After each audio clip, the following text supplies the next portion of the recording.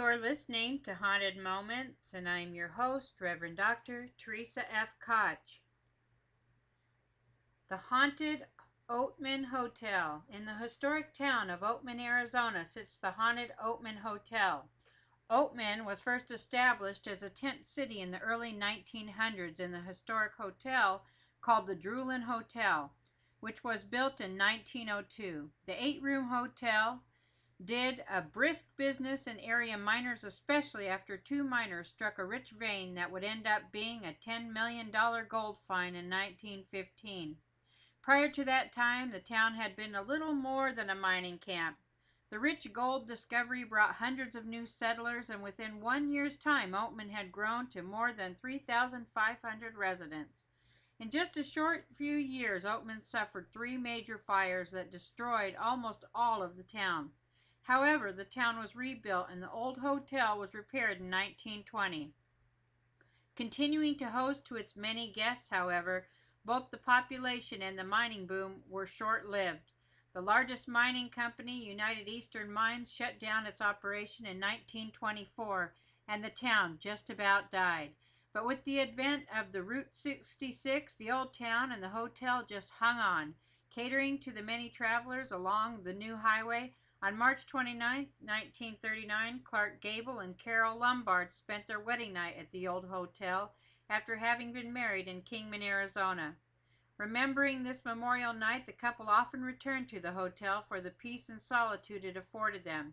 Clark was known to spend many a night playing poker with some of the miners. Sadly, Carol Lombard was killed in a plane crash in January 1942. Though devastated, Clark continued with his life and his career and later married again. Over the years, the old hotel carried a number of names, but was changed to the Oatman Hotel in the 1960s when Route 66 was replaced with the interstate. Oatman again suffered a devastating blow and dwindled in just a few gift shops and restaurants. Today, only about 100 people live in Oatman year-round. The Oatman Hotel is one of the biggest attractions of the small villages. The word of its mischievous ghosts has spread far and wide.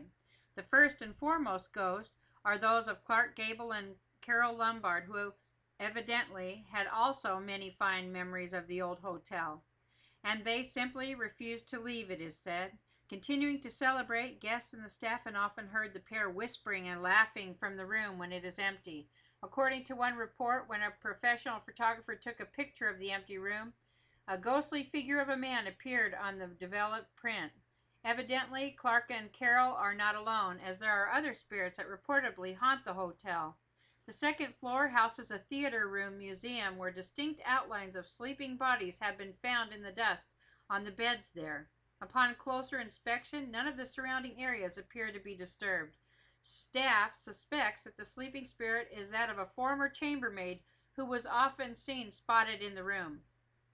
Another guest room is also said to be haunted by an Irish miner who once lived there, distraught because his family died when on their way to America.